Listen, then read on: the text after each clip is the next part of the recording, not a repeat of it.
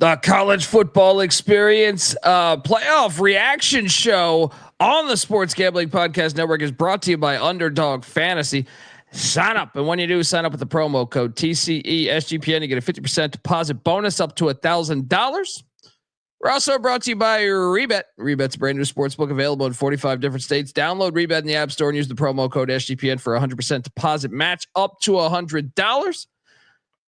We're also brought to you by Rhythm, the leader in data-driven picks and props. Get your free 7-day trial period today by going to sportsgamblingpodcast.com/rhythm. That's RITHMM. That's sportsgamblingpodcast.com/rhythm. And remember, as always, folks, to let it ride. Hey, what's up, you degenerate gamblers? This is Bill Burr, and you're listening to SGPN.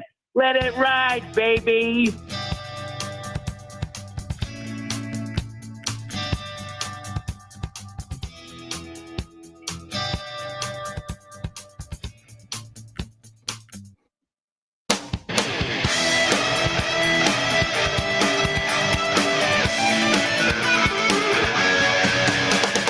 Yes. Woo! Welcome to the college football experience. 12-team playoff and other playoffs. FCS, D2, D3, NAIA reaction show. Holy shit, we are here. And look, I think we have a lot to talk about. I'll put it like that. YouTube.com/the college experience. Hit that like and subscribe button. We want to get to 15K by January 1st because the show might, there's talk about it getting canceled. Get on over there. Don't want to end up. We're going to be furloughed. They're going to shut down the government. Yeah.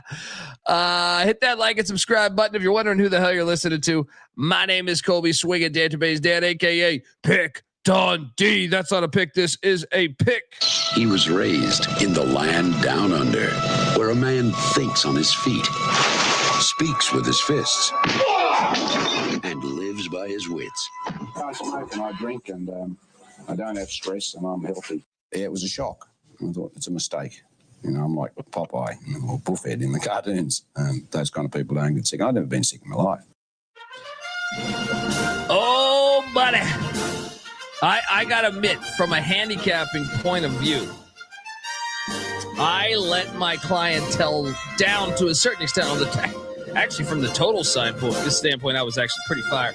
But I let my clientele down when it comes to the FBS and the 12-team playoff. I did it. I let them down. I'm here to address it. I'm here to talk about it. I am joined by my co-host. Give it up for former JMU Duke defensive back, the burrito eating, sideline kiss stealing, wheeling and dealing, Patty C in the place to be. Hi-oh. Let's get it going, buddy. I feel like I was 2-2 on the FBS plays, spread wise. So not good. It's still letting the clientele down, Yeah, you know what? I had this thought. I had it last night on. If you caught me on the VEASAN show with Sean and Ryan for the Sports Gambling Podcast, I had mentioned them. I don't know if I mentioned it on air or off air. I can't recall because I do so many damn shows. But I remember during COVID, we had a lot of downtime. Season got canceled. I considered jumping off that bridge 37 times. And, but I had a lot of opportunity. You might recall this. I think I sent you a bunch of this shit back then. I wish I probably should have found it. It's probably deep in my, my Google spreadsheets. I did a 10-year study on teams, teams playing winning teams on the road, like just a winning team on the road.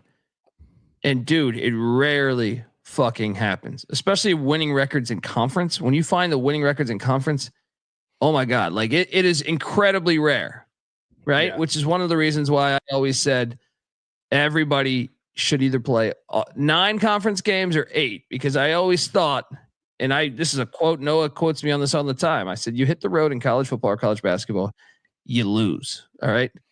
Yeah.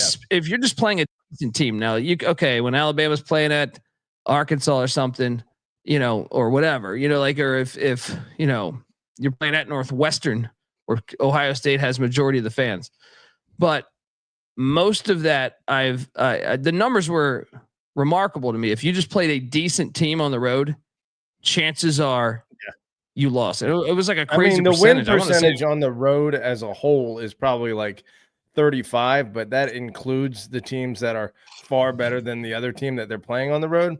So those probably account for, the vast majority of those road wins. And you're right. If you're the same quality of a team or worse going on the road, which, in the playoff setting will always be the case, or it should be, then good luck winning on the road. Yeah, no, and I that's what I'm saying. Like, so I let down, I took the points. I thought Penn State would win the game. I thought Indiana could win the game, right? I thought Clemson could win the game.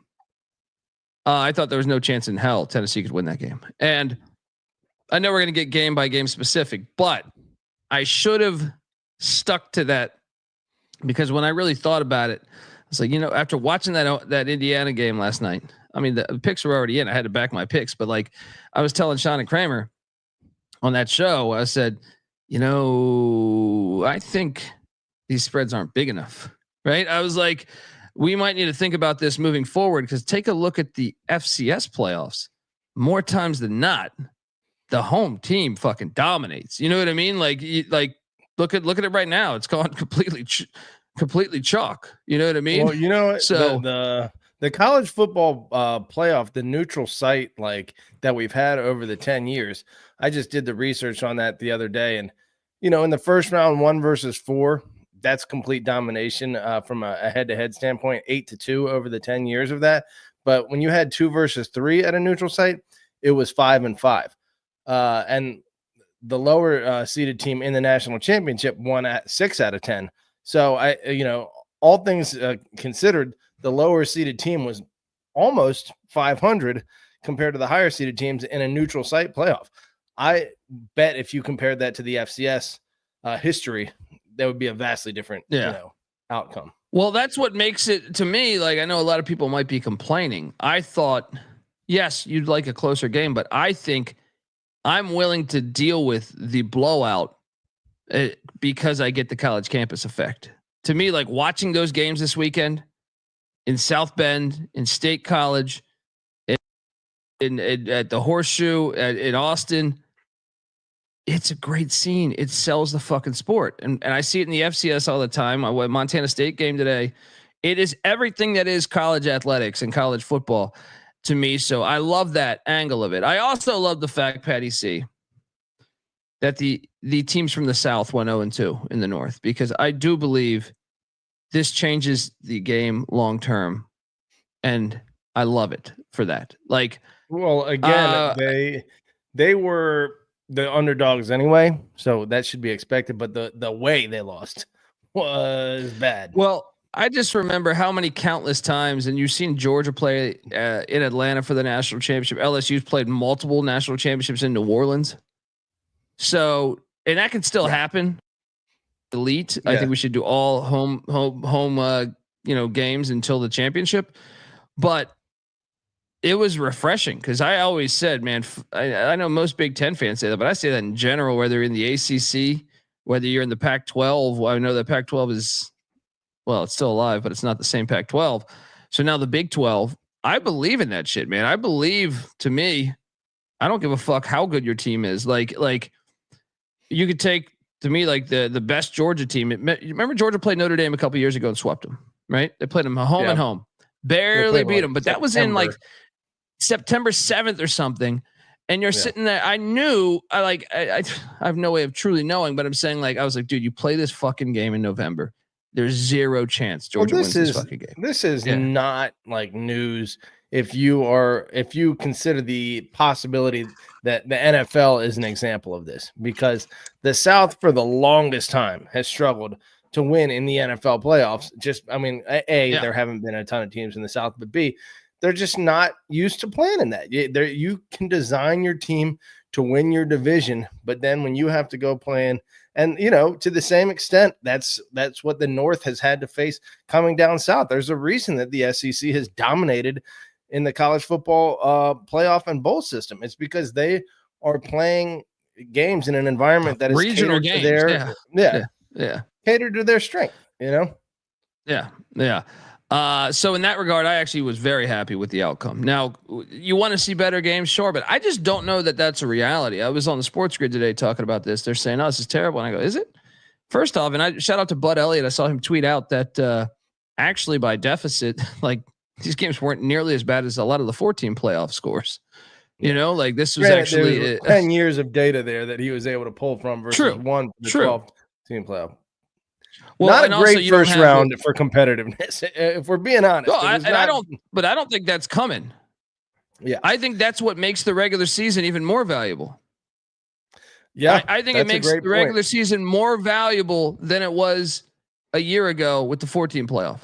I think playing a home game, especially if they go to the second round of home games, which I think they're eventually going to get to, it will be even more valuable of a regular season because, my gosh, I mean, and I don't even think all of it's temperature related. Like a lot of it is, but I also think like it's just the atmosphere, man. I was watching, and I know we got to go game by game, but like I was watching like the SMU game earlier, and I was like, I actually thought like SMU was moving the ball with great success, early on. Like, or I don't know about great success, but like I thought they looked better than Penn State if they could just not do the turnover for the first quarter. I was like, dude, once they settle down, they're going to be fine. It just never happened. They never settled down. There was a point where 4 red zone trips for 3 points. It's like, dude, please stop making mistakes. That's all you have to do, and you'll be all right. Nope, never happened. Yeah. And that's clearly every time they got down to the end zone in the student section and they jump off sides, it was like, dude, I was ready to fucking break a window, but because I was rooting for them, Yeah. But yeah. Now I want to talk about some things like, it's year one. I don't want people to overreact to this. First off, I don't think this is going to change though. I think the home teams will dominate, for the most part, but I do believe that, that to me, you're going to see like SMU is in, like the teams that I guess they're saying aren't valid. Tennessee, SMU, Indiana. I think they're fine. I think moving forward, they're going to bring more money into the program. And I think this is only going to help stabilize the sport more. Right. Now, having said that, do I expect that balance to mean that they're going to win these games on the road? No, I just believe in college football and college basketball. If you played March Madness, if you did the NCAA tournament, you would never have a lot of upsets, because if you did home and if you had to go into Cameron Indoor, remember all those years, whether it's, I remember VCU and Eric Maynard beating Duke at the buzzer. I think Lehigh got him one year too, right?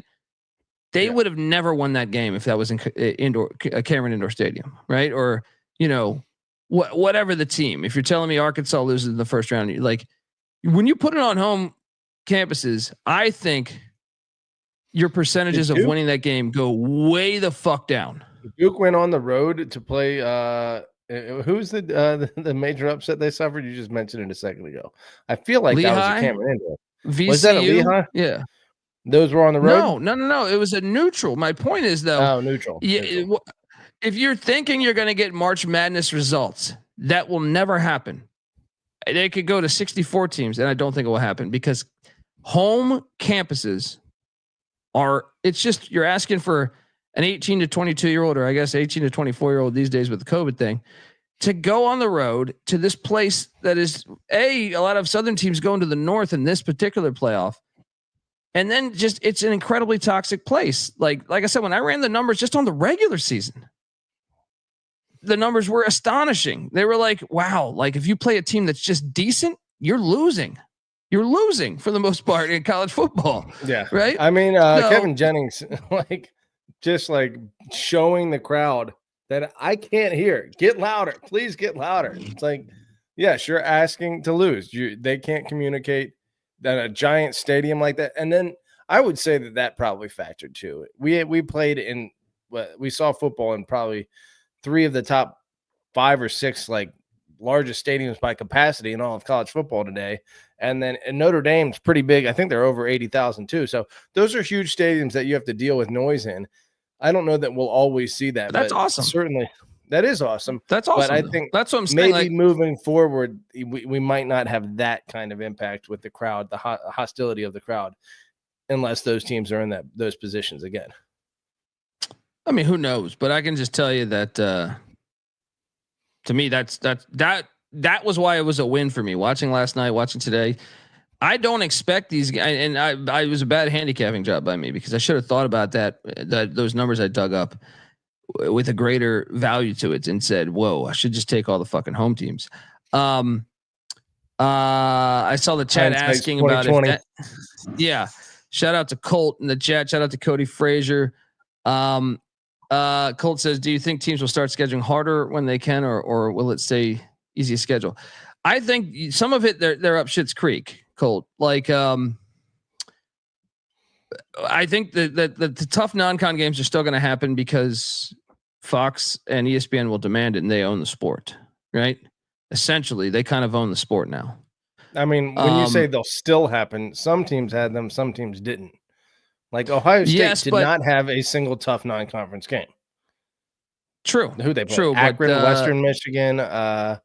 Forget who else they played, but Marshall. Not tough. Michigan didn't let 2 years ago, but certain teams will, certain teams won't. But it's just hard to police that. A lot of that is luck too. You know what I mean? Like, and another thing is, do I think it will stay easy to schedule? I think it should. I mean, like, I think Tennessee, Indiana, Texas, and Notre Dame, those 4, circle those 4. And maybe you can throw SMU in there. But I tend to keep them out, and I would circle those 4. I think they played incredibly light schedules this year. Right? Yeah. And Penn State, actually, I'll throw in there. I'll throw Penn State in there too. Right? Yeah. I think they all had very light schedules, and they benefited. They got to the playoffs. I don't know how you change that, because in gigantic conferences, you're going to have teams that just have great schedules. Well, Syracuse was pretty damn close to making the playoffs this year, and because they had an easy schedule. Yeah, Syracuse. Think about that. If they didn't get upset by Stanford, they would have been in the ACC championship. That's true. Right? They beat a good UNLV team on the road. Like, people don't respect that win, non-conference. But that's healthy for the sport, in my opinion. Like, I think people look at it. I don't know why college football fans bitch like this so much, like they were today, but like, I think it's incredibly healthy for the sport, because the years after this, like, Syracuse fans haven't been excited, or whoever fans, SMU fans, they got their ass whooped today, right? Indiana fans got their ass whooped last night. Tennessee fans got their ass whooped, today. Same with, I don't know about Clemson being an ass whooping, but those fan bases, I think, now say the blueprint's there. We're close, and let's funnel some more money into this thing, right? Yeah, and certainly the likes of SMU, Indiana. Yes. Yeah, those teams. Even I think Tennessee, Boise State and Boise State, Arizona State, I think will be throwing money in there. Tennessee's going to want to do that, because Tennessee's going to want to host a playoff game. They say, damn, we're not hitting the road again. Yeah, it's important to have the measuring stick. That is how you grow. You go, we need this much more. I mean, even Urban Meyer at Ohio State's got his story about when he first came on at Ohio State and they went undefeated, but they were, banned from the bowl, and he sees Alabama and he's like, holy crap, they're way better than us. We got to catch up. They didn't get the measuring stick there, but eventually, they found that you're able to find like where your level is by playing in these games, and you have to learn and overcome. I mean, Georgia for years and years was losing to Alabama, losing these games, and then they finally, over the course of like 10 years, put it together. Kai Holstein, and we'll get to individual game breakdowns here in a second, but Kai Holstein says, Colby, why were I so confident that Ohio State would roll Tennessee? That's the one game I nailed. I mean, I did better with the totals, but I don't think Tennessee was that good this year. I think they benefited from a schedule that was nice. I took a future Tennessee. I cashed a future Tennessee to get to the playoffs. Much like I took a future to Iowa. I thought Iowa's schedule was favorable. They didn't get there. I took several futures. But honestly, like I thought Nico would be better this year. When I watched Tennessee's offense week in, week out, I was like, they don't have it. Right. And the defense played really well. Their defensive line was way better than I thought. So credit there to them. But I also thought if you dove into the stats, if you pull up their numbers, they're amazing. But then you dive into them and you say, wait a second. They had 800 yards against Kent State or something, 780 yards, whatever it was. Right. And then you rattled this off like a week or two ago. Yeah. And then you look at the decent competition. You look at the decent competition and they were putting up 300 yards in all those games. So I was a skeptic that Nico would have a hard time throwing the ball. I thought he'd for sure throw a pick. I thought there'd be a pick 6 in the game.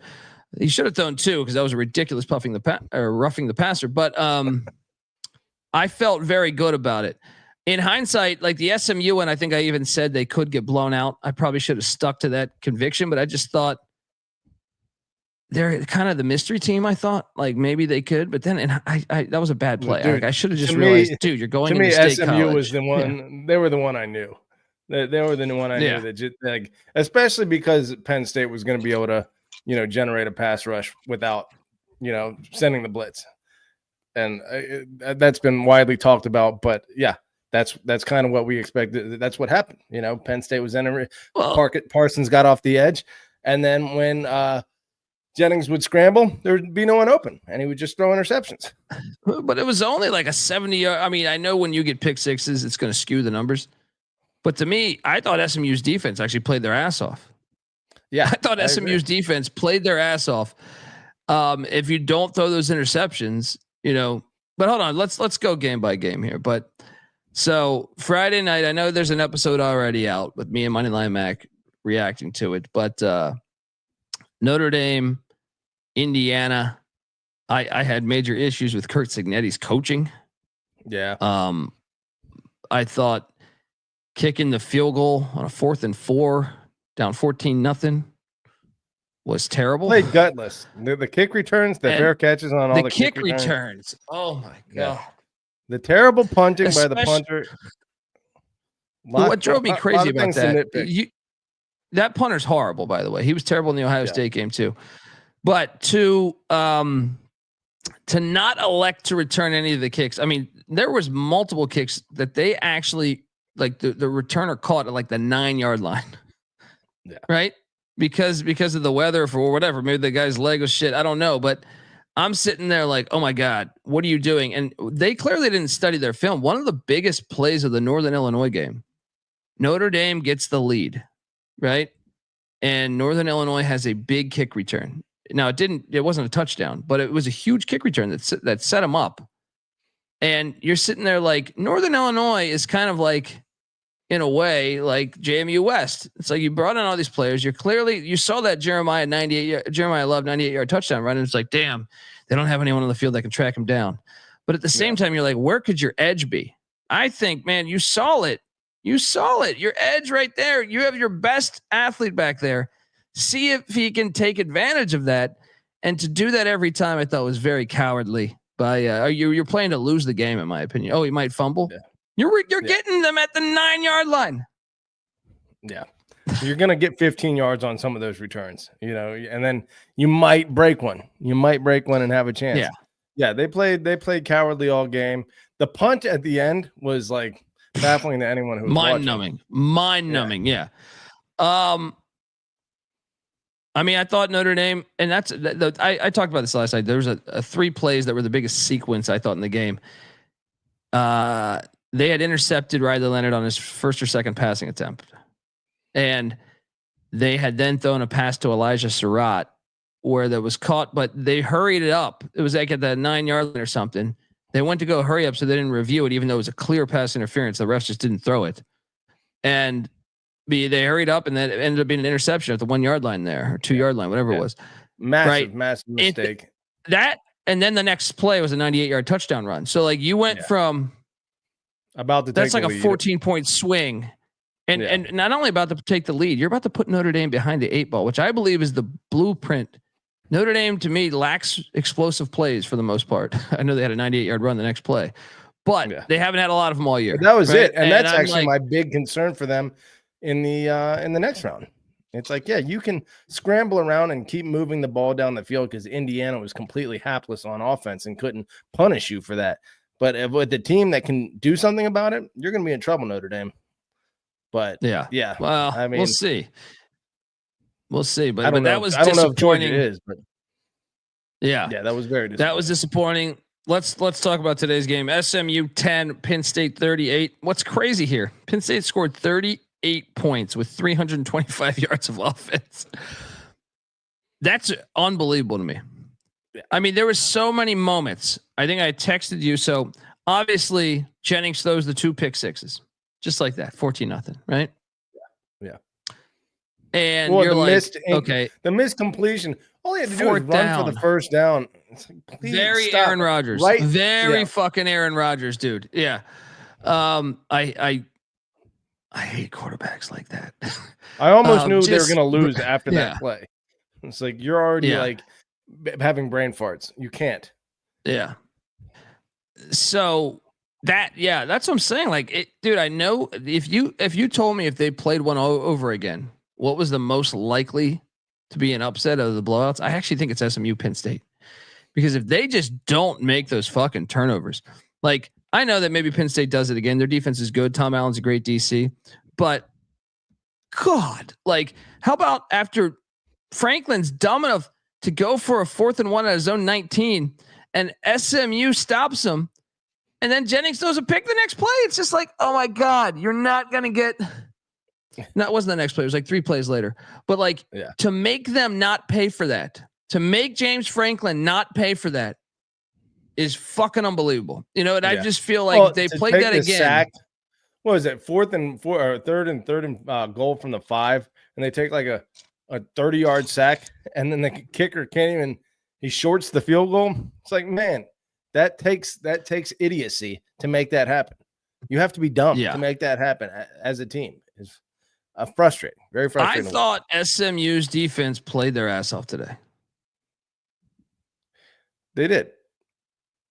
Even I thought like it's not on them. Yeah, they made a stop. They made a huge stop. 2 4th down stops. 2 4th down. Personal foul. Was 0-2. Yeah, that was dumb.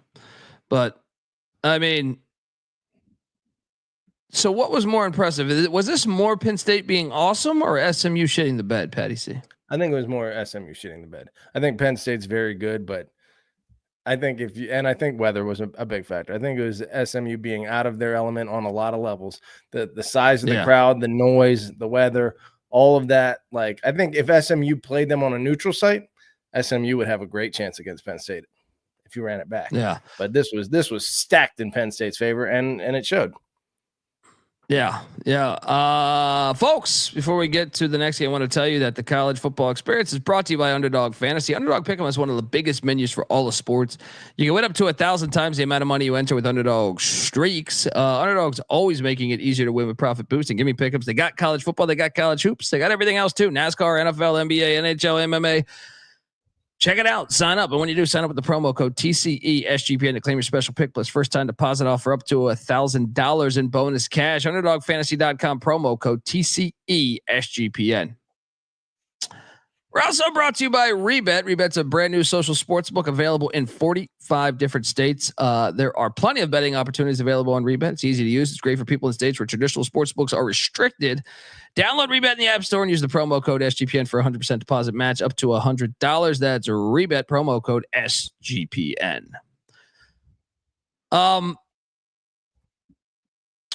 Yeah, tough day for Jennings. Really tough day. That's the one that probably stands out the most out of any of these games. I wish they would have gave us SMU Texas personally, but I almost feel like they did that on purpose to send SMU up there, SMU to get up there to get embarrassed. But the committee just does that every year, as far as I'm concerned. Like, They take the games that are super obvious, and the bowl system does it too. And they just don't deliver. It's really obvious what compelling matchups would be, and a lot of the time, like it makes sense, and then they for whatever reason choose the wrong one. So I don't know. It's probably out of an agenda, Yeah. I mean, Drew Aller was 13 of 22 for 127 yards. 0 touchdowns, 0 interceptions. I'm telling you, the defense played good, man. Yeah. I guess Penn State, I guess if you're going to play the other side of the coin, you're saying Penn State didn't need to. When you're up 14-0 and you get a third interception, you're sitting there like, let's just be fucking conservative here. Yeah. Anyway, Patty C, Penn State moves along. They are heading to Arizona to take on Boise. I know we got our pick show later this week, but I think now you're seeing double-digit lines. Now you're getting away from the college campus, which I think is a mistake. Now, can you imagine how awesome this would be if this was Penn State at Boise? Gosh. Yeah, that'd be phenomenal. And they move it to that fucking bullshit stadium, the toaster oven in fucking Arizona. Not even the Sun Bowl. I mean, I'm intrigued. You like that matchup? Yeah, it's going to be fun. Penn State number 9 rush defense, Boise number 5 rush offense. So let's see who prevails in that matchup. But on the turf, I don't know. I think Gentry's speed may be enough to have a slight edge there.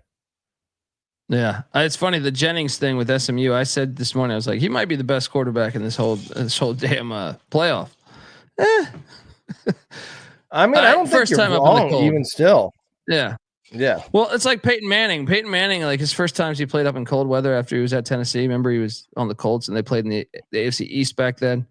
They played like at the Jets and at the Patriots. They were fucking horrible. Like he was terrible at in the cold, but figured it out eventually. Yeah. Moshaw's saying that the first round bracket promotes lopsided wins. I mean, I don't know, because I don't know how good these, like, it's so corrupt that I don't even understand how Texas got a home game. To be honest with you, I think Cignetti's got a point. I don't understand how Indiana didn't get a home game. Like when you look at, they went 11-1 in the Big Ten.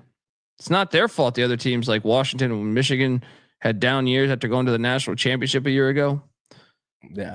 Like to me, at the end of the day, got a very valid point. Yeah. It's going to be subjective, and you can play whatever angle you want to play that supports your point, and everyone's got something that supports their point. Until there is like a hard and fast set of rules that we follow, it's going to be the same thing, just arguing every time. And whatever. Let me ask you this though. That's part of the sport, I feel like. But let me ask you this: if Indiana is hosting Notre Dame, does Indiana win that game? They'll have a better advantage. I mean, I think the home crowd played a slight, role in that game. I think it benefited. I just want to do this exercise with you. I think if SMU is hosting Penn State, I actually think SMU wins. It'd be interesting. I think it's a much better game than it is, obviously, or than it was, obviously. Notre Dame, Indiana, I actually disagree, just because I think the weather. No, I think I'm with you. I think I'm with you that Notre Dame would still win at Indiana, but I think it would be a lot closer of a game. Probably, I think SMU would have got Penn State today. With the way I saw SMU's defense playing, now some of that might just be game script, but I think if I doubt they make those turnovers at home. Like they look like a team that had never played in the cold. That was just like, what the fuck are we doing here? And if you play that in Dallas, I think it's different, man. I think it's different. I think Jennings plays way better. Yeah, I think you flip a coin in that game in Dallas. Let me ask you this: if Texas is at Clemson, who wins that game today? That's tough. I want to say Texas got a lot of the whistles, so maybe on that angle, Clemson, if they get some of those whistles, might win that game. That was a great game, but Texas, let's be honest, kind of bodied Clemson on the line of scrimmage. Woo! Yeah, but I don't know if they would have done that good on the road, though. But I still think like Texas was certainly the better team today. But although I think Klubnik might have been the best quarterback in the playoff. After watching him today, he was throwing lasers and he's scrambling around. Yeah. He's playing great football. If Ohio State's at Tennessee, I think Tennessee's got a much better shot. I think that's a close game. Yeah, certainly. If Ohio State's at Tennessee, I'm telling you, I think a lot of these matter. I think SMU's I think that I thought SMU's defense did good against Penn State today. And I think some of that might be game script. So you could say, Dundee, you're full of shit. But I also think like Jennings does not make those mistakes if that game is in Dallas. Yeah, he's going to scramble around. He's going to find better throwing lanes. He's not going to be, so intimidating. I don't know. I think we're just talking out of our ass a little bit until we have some hard. No, I think it's a good exercise, though. I think it's a good exercise to think about. There is like, I like the one the one that I actually think would play out exactly the same would probably be Indiana Notre Dame. Yeah, I think the other three are completely different stories to me. Yeah, but Clemson 24, Texas 38. Like as much as I did have a problem with the way the refs called the pass interference for Texas, but never for Clemson. But if I'm being completely honest, Texas would have won regardless. Because Texas always had an answer. Well, just they ran for 300 yards, man. Yeah, you can't give up 300 yards on the ground. You know what I mean? Like I did think the refs. And who knows how that game shakes out? Because I thought some of those drives, the same amount of contact was happening for the Clemson wideouts against Texas's DBs, and there were no calls. And then the very next possession, you'd see that called on Clemson. Now you could say, well, that's why you get home field. But I'm like, well, I don't think Texas deserved home field if you looked at their or Clemson really. So I guess you had to do something. I guess Texas deserved home field more than Clemson, to be fair. Yeah, probably. I mean, they both lost badly to Georgia. Clemson's best win was who? Probably SMU. And then so they had a better win than Texas had because their best win was probably A&M. So I don't know, whatever metric you want to use, but in the grand scheme of things, Texas probably a little more deserving. Yeah, to have the home field advantage there. Yeah. Jeff Sharp says neutral sites is a fairer test, but you wanted this. I did want this, and I still want this. I still think if you're trying, the sport is better when you sell what is great about the sport. What's great about the sport is its locations, its traditions, its history. Like as far as like, no, you have these legendary venues that you never play relevant games in a way. You know what I mean? Like getting a playoff game at Notre Dame Stadium or Happy Valley. Ohio, the Horseshoe, or Darrell K. Royal Stadium. To me, you are marketing the sport and what is great about the sport. The best things about the sport is, home locations, the bands, the college kids, the atmosphere. The deeper into the playoffs you go with that, the more those stadiums and those moments become what is the best part about the sport. Yes. Yes. So, and I'm okay. Like, I'm not one of these ones bitching. Like, the outcomes are the outcomes. I had a great day watching the sport. I thought it was great. Now, the games you'd like to be closer, but I thought, like, as far as atmospheres, fucking phenomenal. But I also think the 1 to 4 seeds the home games too. Like, you're sitting there and you're like, man, can you imagine a game between the hedges this weekend? Can you imagine a game at Autzen? Can you imagine a game in Boise? Can you imagine a game in Tempe?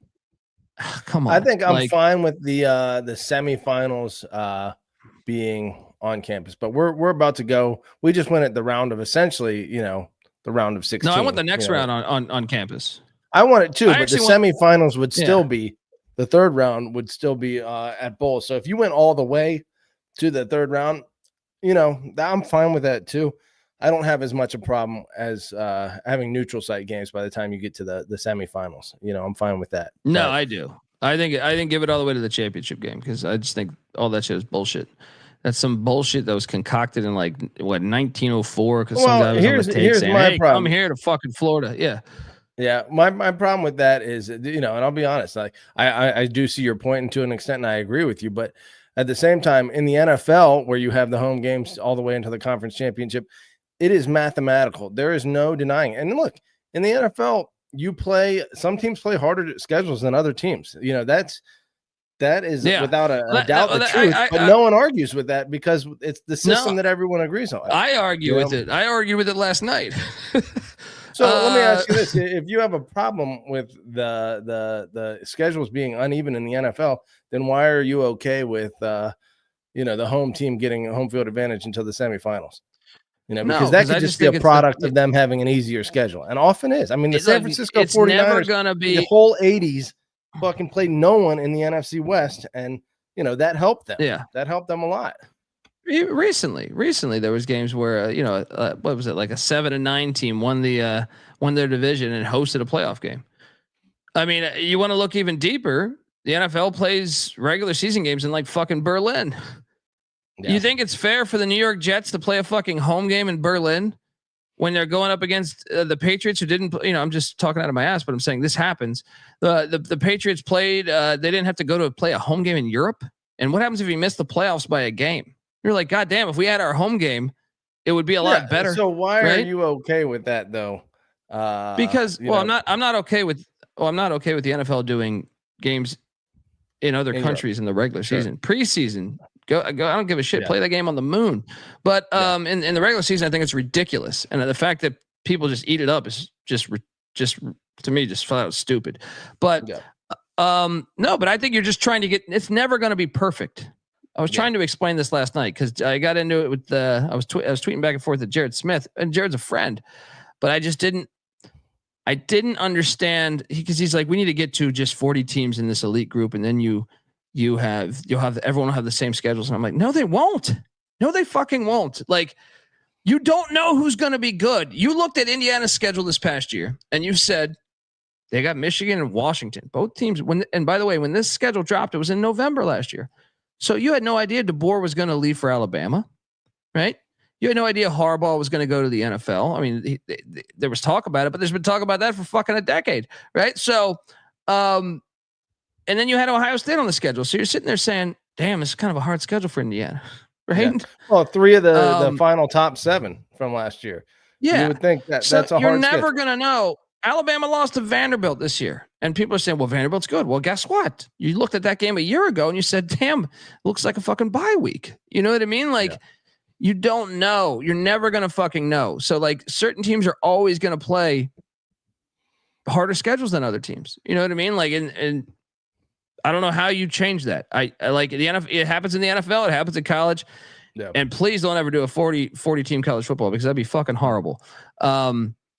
You need, to me, that's part of the mystery that is college football, is like you have this subdivision of 130. It'll be 136 next year, but for like 100 years, it was just, there was no even divisions, right? It was just, you have all these teams playing. Yeah. Right. And it's sloppiness is what saves the sport, in my opinion. Sometimes the ball bounces your way, sometimes it doesn't.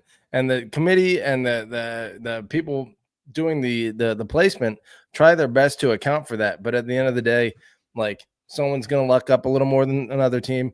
And look, someone's got, and you're right. You play to the strength of the sport, which is the home environment, more so than some cheesy bowl game that no one cares about. Yes. But the sloppiness, like the unorganization of the sport in general, college football, is also what saves it.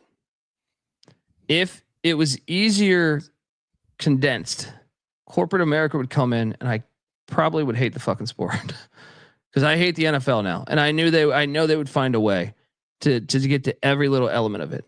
But what keeps it unorganized? Think about having a league with 134 teams.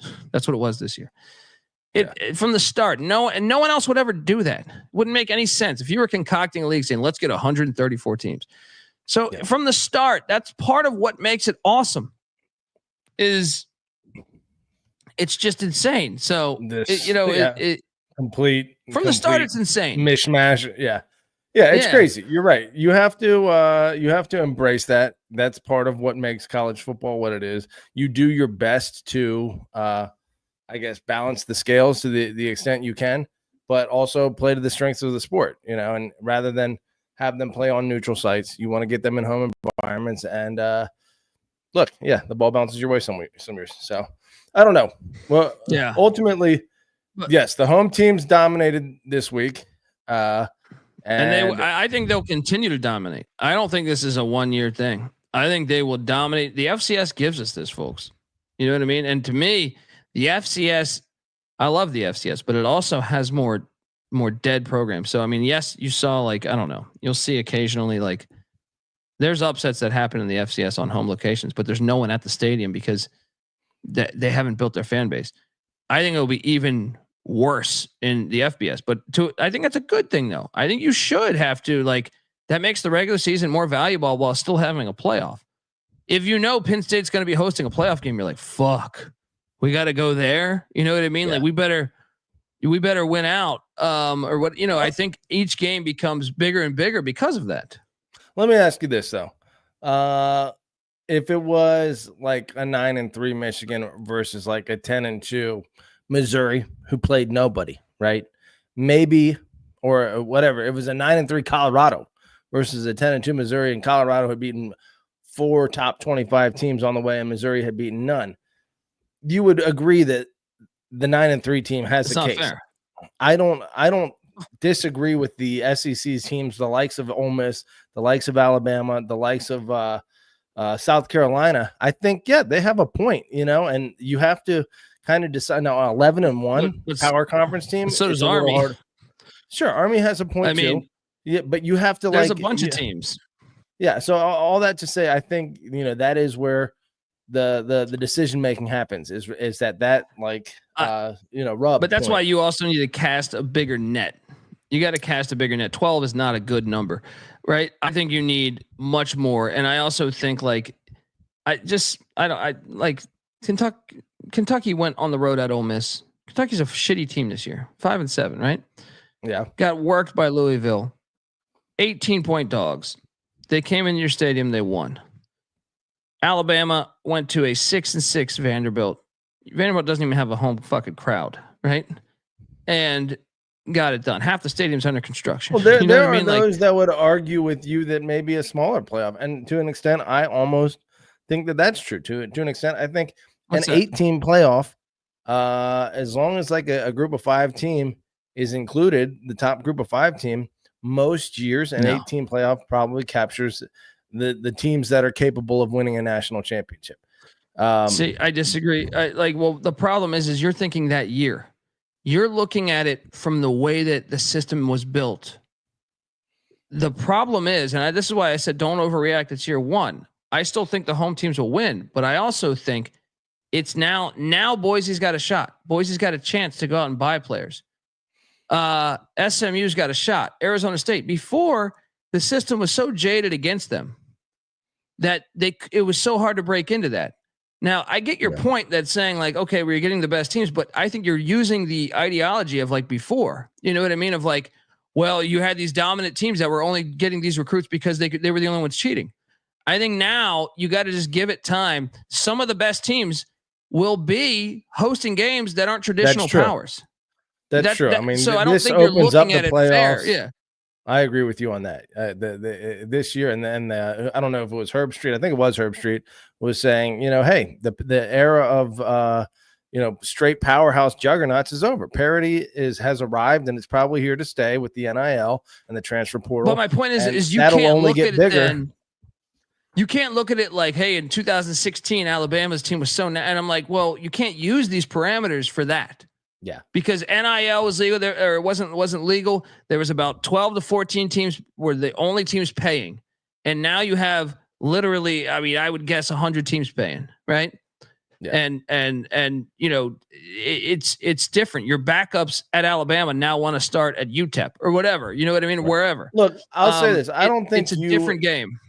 I don't think you necessarily need to open the door for the sake of allowing more teams the opportunity to, get their foot in the door. I think that is strictly a play that is a handout a little bit to those teams. Really? I think it's better for the sport, but you could argue that you're just giving more opportunity to teams that, are further down the list and prioritizing their success.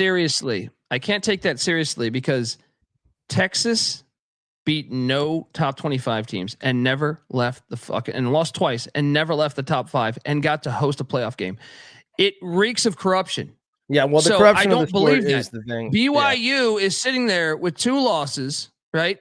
The same as Texas, right? And they didn't get the opportunity to play because of a fucking tiebreaker because we're on a gigantic conference, right? Yeah. A gigantic conference. So I refuse to believe, and to me, Texas hosting a playoff game shows the corruption, and they won. And I guess what? I tend to think if BYU is hosting, if BYU is playing Clemson in Provo, I think BYU waxes them, right?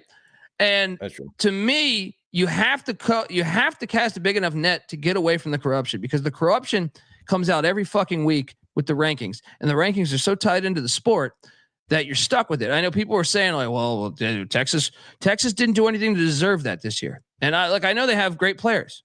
I think that Texas is a good team. Yeah. But they just didn't have the resume. If you're going to use that same logic with Texas's wins or everybody else, then with BYU, you're sitting there saying, what the fuck? What the fuck? You know what I mean? Like that's why you got to give those teams a chance. Yeah, I agree. And I think it's better for the sport. I think it grows the sport. And from a personal standpoint, I enjoy it. I just think it's more fun to grow the sport. And also from a personal standpoint, I think I prefer auto bids, although whatever with an expanded sport, I think the way that you kind of get away from some of this questioning between a 9-3 SEC team and a Super League, or like an 11-1 SMU in a supposedly or maybe legitimately inferior ACC, is by disincentivizing super leagues. I think super leagues are bad for college football, and so the way you disincentivize super leagues is to incentivize playing regional football and having access through that route, dominate your region. Yeah. And I want the whole Pac-12 to move back to the West Coast. I want like 5 or 6 different regions and win your region and advance to the playoff out of your region. That's that. It's like high school football in your state, but on a national level. Or FCS football or FCS. It's just more fun that way.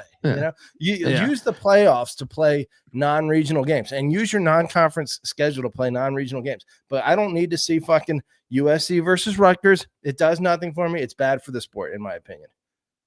We all agree with that. And I think, I want to talk more about the other outcomes, man, but I'm on board with a lot of that, and I just think you got to make the playoff bigger because of that corruption. Folks, what to tell you that the college football experience is brought to you by mybookie.ag. MyBookie's been running on SGPN for years. Check out their new and improved website. It's absolutely great on mobile. Plus, there's props for every game, and the live dealer casino is always a blast. Head over to mybookie.ag. Use that promo code TCESGPN for 100% deposit match up to $1,000. Plus, they're going to give you a little $10 casino chip to get your beak wet. That's mybookie.ag, promo code TCESGPN. We're also brought to you by Rhythm. Rhythm is the #1 AI-powered sports betting platform that helps provide bettors of all levels the ability to build custom predictive betting models in seconds and get predictions for betting on money lines, spreads, totals, props. You can copy one of the top performing models from the leaderboard, or you can build your own. That's what I do. Rhythm will adjust around that. You can now track your props in the Rhythm app. They got college hoops, they got college football, they got NFL, they got NBA. Rhythm has it all. Claim your free 7-day trial period today by going to sportsgamblingpodcast.com/rhythm. That's RITHMM. That's sportsgamblingpodcast.com/rhythm. Jeff, I get your point, but my point of why we love the college basketball tournament. Now I know that's different, that it's on neutral sites, but I like the home element better, right? But they cast a big enough net and I know it's 68 now, but I'm just saying in general, they have 360 teams, so it's different than college football. But if you cast a big enough net, which is why I wanted 32 or 24, preferably 32 in my mind, but you get the biggest, you get those teams in. So if you're arguing the 33rd team, it's like, go fuck yourself. Like, I get it. You might be screwed. I mean, there's times I've done the NCAA tournament, reaction show, the bracket reaction show. And I'm like, man, Xavier got screwed, but no one's really caring at the end of the day. But I didn't see his question, but I'm guessing it's more related to, I could be wrong. He was saying it's always going to be neutral corrupt. Site. Okay. It's always going to be corrupt. he wasn't mentioning the neutral site location of the NCAA tournament versus the home. I don't think so. Preference. I don't think. Okay. I mean, I don't think so. But let me scroll. But my point is that my point that he was, I think he was saying that it's always going to be corrupt. I know that college basketball is still corrupt, right? Like, but if you cast a big enough net, it kind of negates that. You know what I mean? It kind of negates that, and you get a more fair, balanced playing field. Yeah, that's all I'm saying. You don't have a 13-0 Florida State team being left out. You have a even this year, Army went 16-12 Clemson team being left out of the basketball tournament. You know, Army went 11-1 and lost to Notre Dame, right? And they got worked by Notre Dame. It was a neutral site, Notre Dame crowd. All right. Why shouldn't they have the opportunity to play in the postseason? Why shouldn't BYU? Why shouldn't Alabama? Why shouldn't South Carolina? Why shouldn't a bunch of other teams? You know what I mean? Like that were involved in these ridiculous tiebreakers or something. You know what I mean? Like, for all the SEC fans who say that, you know, your best victory or your victory against big time teams, and I'm sure there are plenty of SEC fans that are saying Ole Miss deserves a shot, but they whooped the tar out of Georgia. Ole Miss has high end potential, so I would love to see them in a playoff too. You know, maybe in that kind of game, they're built for it. That's what's hilarious. I'm fighting for them to be in the playoff.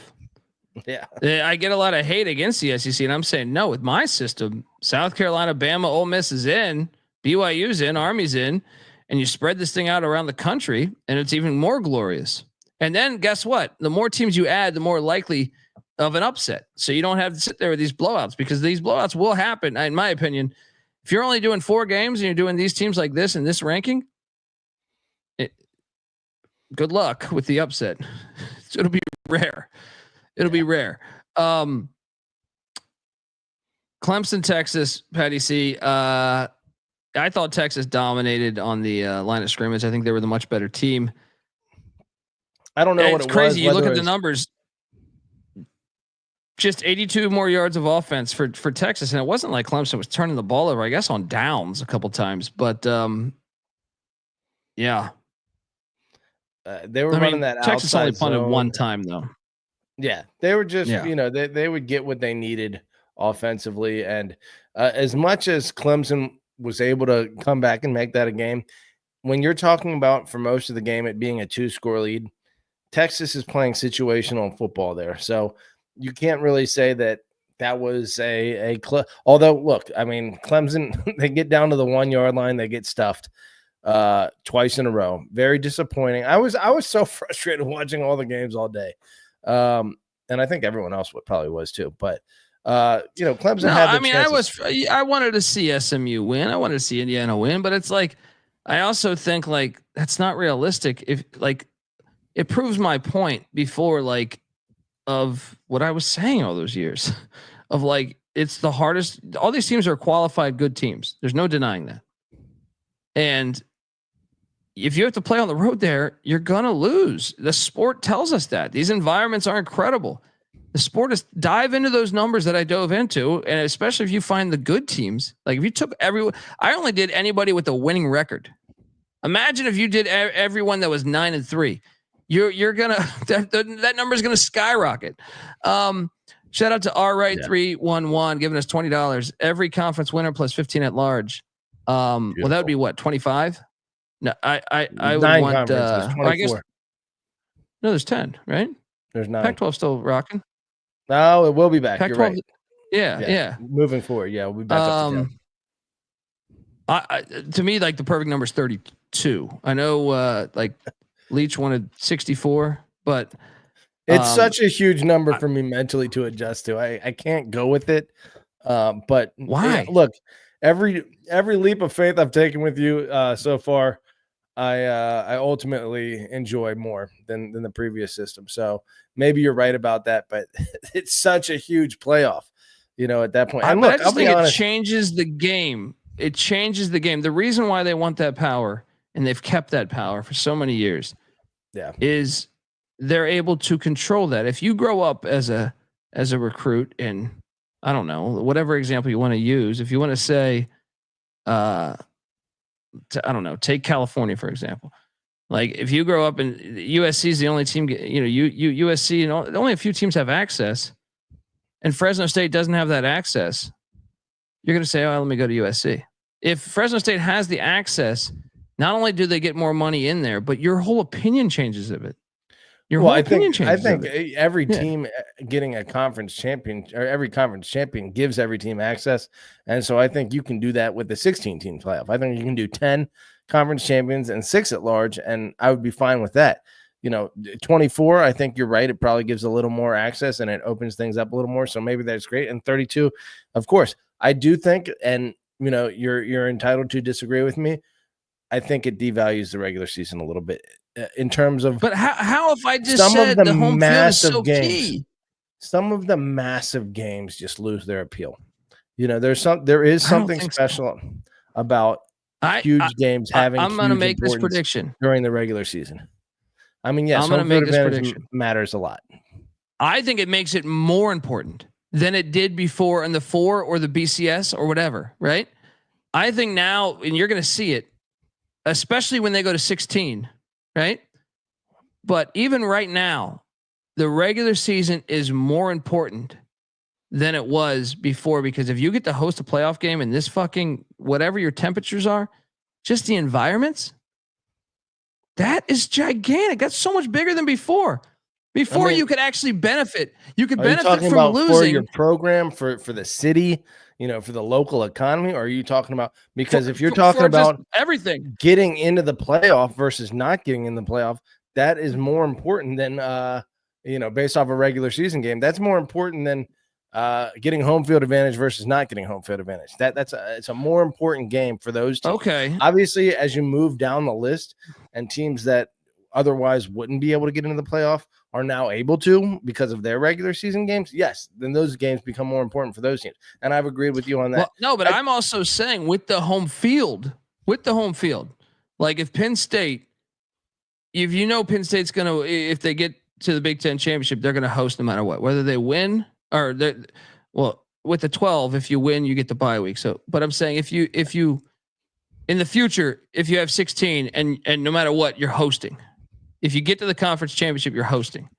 Yeah. That it makes it so much more important to me, because now you don't want to be the team on the road. You know what I mean? Like you don't want to be the team on the road. You know what I mean? Like, especially once these numbers start coming out more and more. I don't know. It would just take some adjustment too. I think like a few years, rolling things out, I'm okay with that. But I think jumping to 16 within the next couple of years, I think go for it. Let's go for it. 16 is a fine number. Hell yeah. Yeah. I don't know what else to say about Clemson, Texas. I mean, Clemson fought hard. I thought this was actually the best game of all 4. Yeah. I'm going to say this, and anyone who saw me on Twitter already knows what I'm going to say, but to me, the blindside block rule is the worst rule in football. It's worse than targeting, because targeting, if you're really concerned about player protection, it's sissy as shit to call it as frequently as they do, and I hate it. It's infuriating, right? But you have an excuse with these blindside blocks, right? Like the one they called on South Carolina against LSU.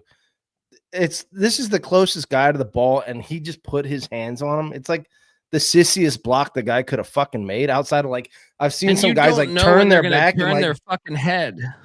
Yeah, like how are you supposed? The game is so quick. It had to be created by someone that's never played the fucking sport, because you're just sitting there like, how is that a rule? How is that a rule? Well, and the interception that happened in the Clemson Texas game, the guy made the interception, and the offensive line was like 3 yards away from him at the time of the interception, and the other guy just happened to be 2 yards away from the offensive lineman and had to immediately react and sprint over and get the block. He got his head across.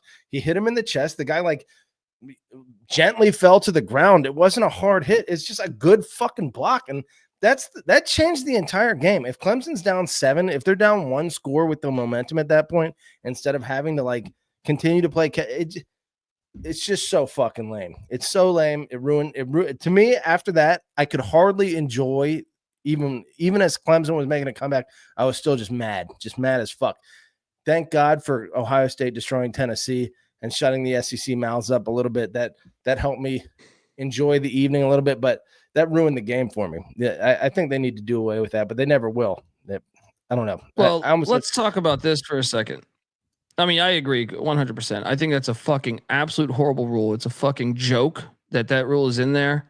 Like targeting, I actually believe, I've said this before, there used to be a guy named Andre Dirty Waters for the Eagles he actually had a vendetta to injure you, I believe, right? Yeah. Like you would watch him and you'd be like, knees. That's what I'm saying. But or he'd go late. Sometimes he'd go late and hit you in the head. But yeah, I understand that if you're going to call just cheap shot, cool. But it's just gotten so like a targeting call should be called like 4 times a year, in my opinion. You know what I mean? Like somewhere less than 20 times a year. Maybe 4 times a week, but not 4 times a game or however many. Like, it's several times a game. We're so excessive with this bullshit, and the roughing the passer is fucking horrible too. But hang on. Yeah. Let's talk about Tennessee, Ohio State. This was my number 1 lock, Patty C. This was, to me, just a royal ass whooping. Tennessee had 256 yards of offense. And really, this game would have been, if it wasn't for a crazy interception in Enzo, it would have been 49-17, 42-17. This was great because of this, Patty C. I want the SEC fans in here to talk because Texas, in my opinion, is a Big 12 team. Yes, they're in the SEC this year, but that roster is Big 12 players. So the Big 12 players came into the SEC, played in the SEC championship, even though we said the schedule is very, very kind to them. But now they won a playoff game, right? And they're the only SEC team to win a playoff game. And I can't help but think that their whole goddamn roster, including a lot of their transfers, like Bill Norton had a huge fucking play today on the defensive line on a 4th and 1. Yeah. He is an Arizona transfer. So it's still a Big 12 transfer. So like I watched this game, Slade, Bolden, their wideout, and Matthew Golden, who was a Houston wideout. The whole goddamn team is Big 12 / Pac-12. Well, I feel like with the portal, like if you're counting that, then every team in the country, is greatly affected by that. But majority of the players were recruits. Yeah. Those majority of the players were in the Big 12 last year. Majority of the players were in the Big 12 last year. So a Big 12 team basically just won the playoff game against Clemson.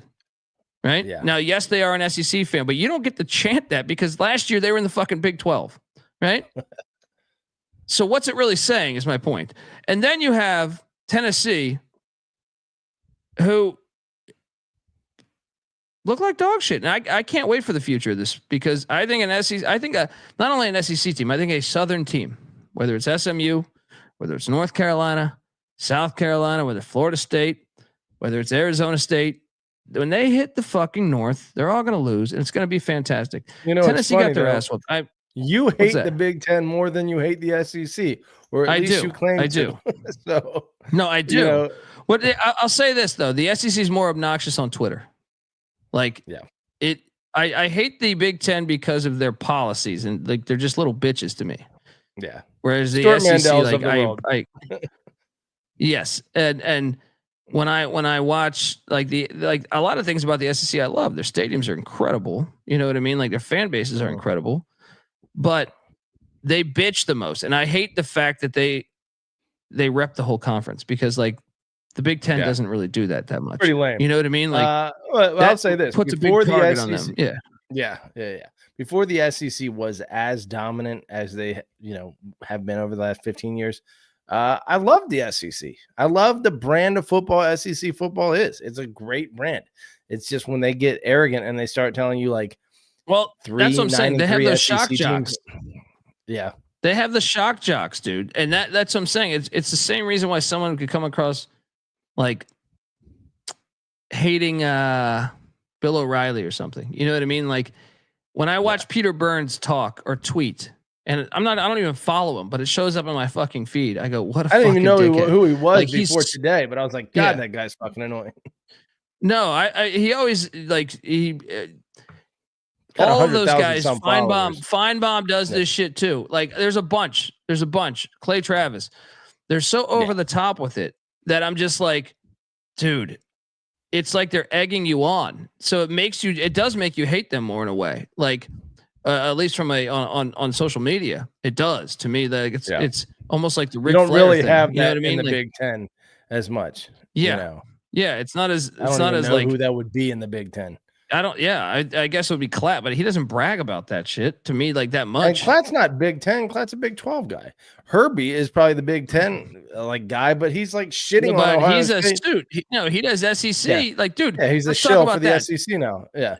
They talk all that shit about Indiana, in my opinion, just wrong. The way they painted Indiana on ESPN. And then Tennessee gets their ass whooped even worse. Now, I haven't watched as much news today, but I'm saying I doubt they are going to give that the same treatment. But either way, this is fantastic. Tennessee getting their ass whooped. They were 10-2, Patty C. And guess what? Their best win was against Alabama. So should Alabama be in? Because guess what? Tennessee just lost by 28 points, and it probably should have been 35, right? I mean, there was so much like potential momentum, even though it had nothing to do with the SEC through the first two games, taking a big shit on the likes of Indiana and SMU and everyone claiming that they don't belong and the SEC teams probably should have been in front of them. And then Texas winning against Clemson is like the SEC was feeling so damn good about themselves. In one fell swoop, Ohio State just annihilates the narrative. It was great. But the fact that SEC fans would then claim Texas right now, it bothers me because it's like that's a Big 12 team that just entered. Quinn Ewers has been playing in the Big 12 for multiple years. You know what I mean? Their whole goddamn roster. Matthew Golden was in the Big 12 last year. You know what I mean? Like, you go through it. Their whole O-line was in the Big 12 last year, so you can't claim that. I mean, the SEC has done enough over the years to like warrant the ability to talk shit, but you're right. Texas isn't like they shouldn't have the right to talk shit about, Texas being part of the conference. And they should be very worried based on today's results about, the future of the conference. If they have to play up north in the first round, like, whoa, what do we got here? Is that you or is that me? That's probably me. I don't know. Yeah. But, either way, what an ass whooping. Ohio State, just a fantastic day as Will Howard threw for that 311 yards. Dude, how about this? Nico threw for 104 yards. 104 yards, man. 104 yards. That? Those fucking headphones going wilding out. Let me go turn that down. Can you still hear that buzzing a little bit? It's okay, though. We're almost done. All right, let's go. Battle through it. Through it. Anyway, yeah, damn. I feel like it's me though because when my elbow hits this fucking thing.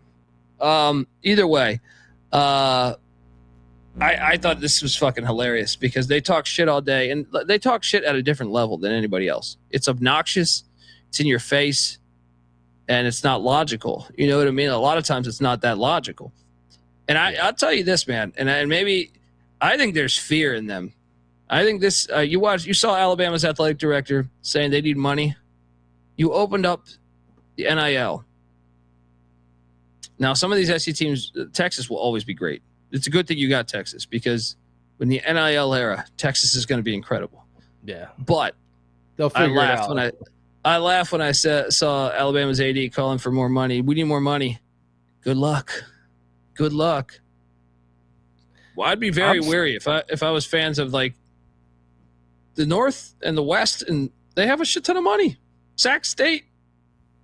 I mean, I know I'm getting crazy here. We're talking playoffs, but beware what you wish for here because, like, I think the playing field is much more level. I don't think the SEC was nearly as good as it was historically, even with the additions of Texas and Oklahoma. So, well, the likes of Miami and USC, those cities have as many people as the whole state of.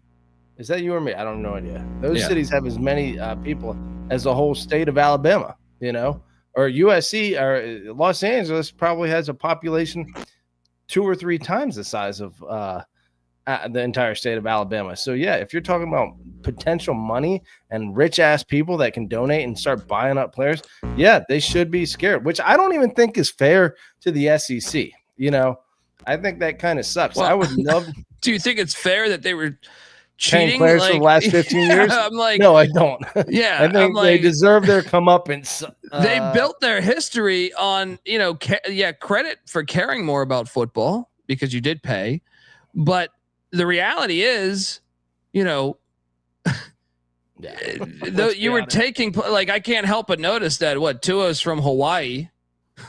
You know what I mean? How many great players were from other states that you would have not gotten had they had NIL or had they been cheating? So, okay. Anyway, perhaps Nick Saban's greatest strength is his ability to look dead in the camera and play innocent. When Shane Gillis called him out, that was great.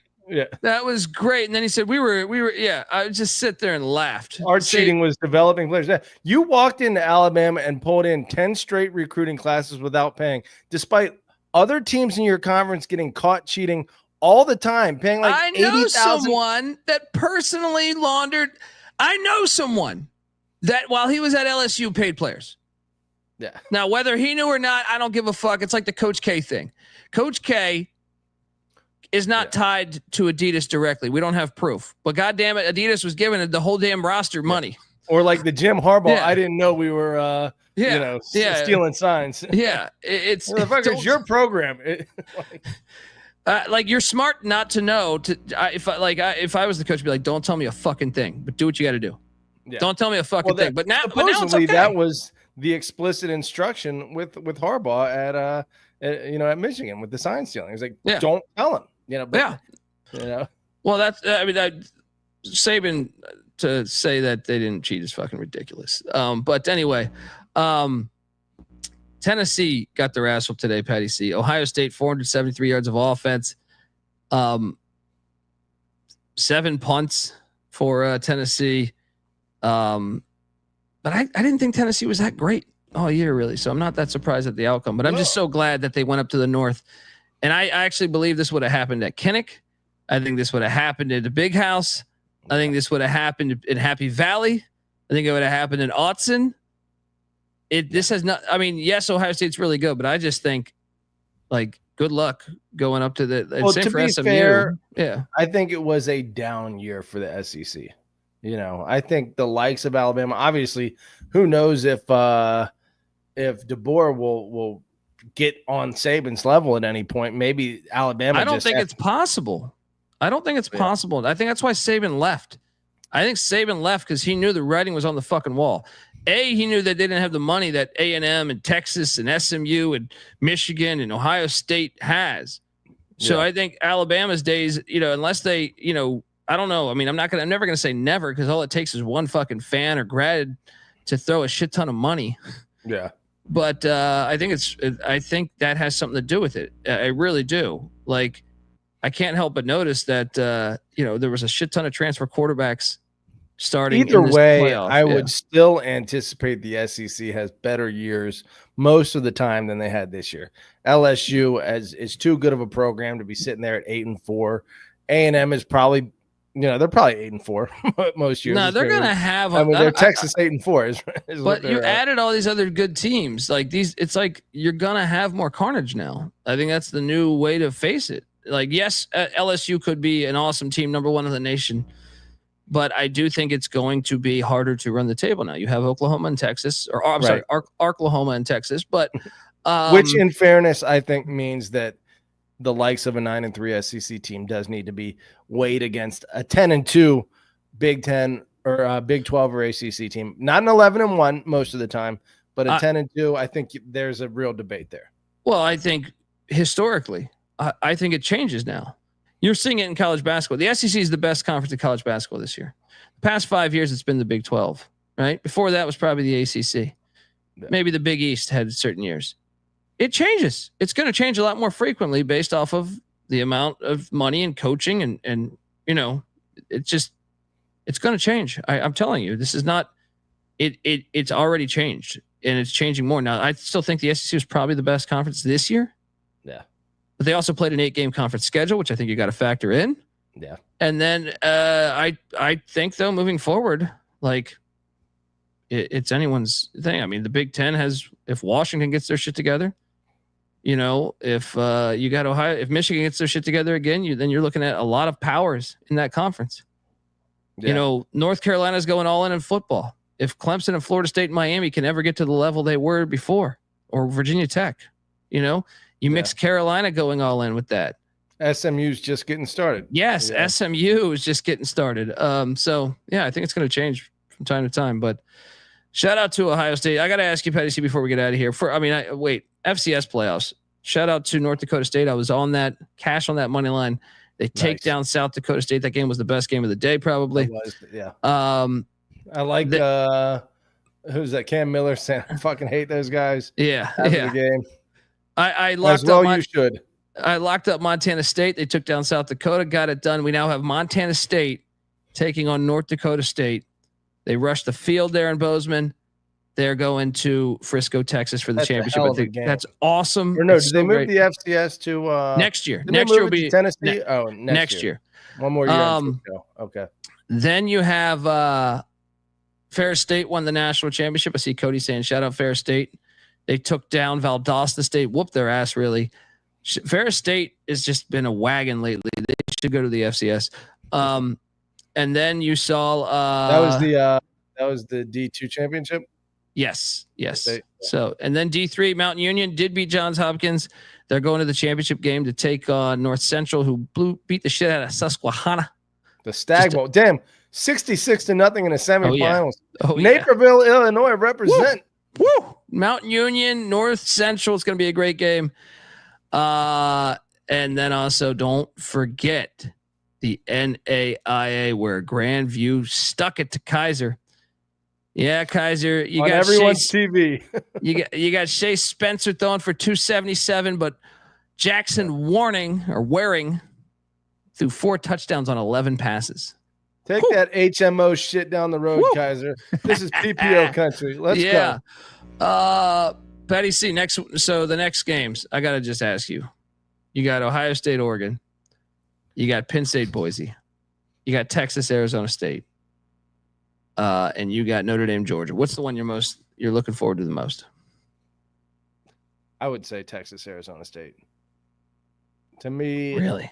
Yeah. I mean, because it would mean more than any other one, you know, for the Big 12 and especially in the Southwest for Arizona State to beat Texas, you know, and A, legitimize the Big 12 completely, and then B, maybe get a recruiting like bump from that and push themselves into the team, the sleeping giant that they've always been, and maybe make that materialize. Yeah, fuck yeah. That means a lot. But other games, I don't know. What about you? It's Penn State, Boise to me, because I want to see. Oh yeah, it's a fun one. Yeah, I want to see Boise get it done. But I don't know, man. I mean, Oregon, Ohio State delivered in the first game. Notre Dame, Georgia, they played twice recently. Those games were good. It's just the thought of that in a dome. All of them are in a dome too, right? One's in a rose. Well, one's outside, right? Yeah, only one's outside. Gosh, I was just reading this thing about George Halas. He hated domes. He was like he was calling for that being the death of the NFL. Not wrong. Yep. But the college is trending Redskins there. Just got I think that back on the slate for the Congress to potentially pass the bill to get the stadium put into the RFK site. They're talking about a fucking dome. The Bears are talking about a dome. The Browns are talking about a dome. NFL's done. NFL's dead, right? No, it's been dead. I haven't watched one game in years. So really, actually this year. But yeah, they got that bullshit kickoff. You got to declare onside kick like you're fucking declaring war. You know, I will say this. Boise, I'm rooting for them. And if GT plays in 2 games, I think he's like 130 yards away. I either want, because I love Barry Sanders and I think he's the best running back in our lifetime. And, you know, it's a shame to see his record broken if it does get broken. GT 130 yards away. I either want Penn State to stop him and get the win, or I want him to go for like 3 straight 200-yard games and completely fucking annihilate the record and win the national championship. I would love to see Boise beat Oregon in the national championship. So there's part of me that wants to see that, but that is a fun game. Well, Boise, Oregon, what would be hilarious of that is the ongoing war within the state. Oh, in terms I feel like half of Oregon wants to live in Idaho. Yeah, the battle for Western or battle for Eastern Oregon. Yeah, it's fucking hilarious. But anyway, Jefferson, I think that's the name of the area they're trying to name it. Jefferson, or if I don't know, one of these fucking things. Either way, folks, we got you covered all week. Can't wait for all these games. I was very happy with the 4 games, even though that sure you want a closer game. College football sells. The band, the weather, the fucking history. Gosh, it was beautiful on campus, man. It was like we're looking at a goddamn Picasso painting. All right. We're going to talk about it all week. Let's go. Give Patty C a follow on Twitter at PattyC831. NC Nicks on Twitter at NC__NICK. I know he's not on this episode, but he did the DFS. Give him a follow. I'm on Twitter at TheColbyD. The College Football Experience is on Twitter at TCE on SGPN. And I just think don't panic. It's year 1. And I think you're not thinking about it from a global, or like SMU is only going to throw more money in. How do we get past Penn State? How do we host a game next year? Boise's going to do the same. Arizona State's going to do the same. Tennessee is going to do the same. Even if you're an SEC fan, you should be like, this is great. Because guess what? Tennessee, it's going to motivate them. We don't want to fucking go on the road. We want to host the game. More money is going to go in there. Even if it does result in blowouts every year, doesn't that just hype up the second round games? Doesn't it make you more excited? Don't you think Ohio State has a legit chance to beat Oregon now? Don't you think Penn State or Notre Dame could beat Georgia now? Yeah. Whatever. Yeah. It's fun. It's awesome. Folks, till next time. I don't have my iPad went out. That's what the sound was, by the way. Let me see. Let me see if I can give us some here. Let's go out with what do we have here? I have something here.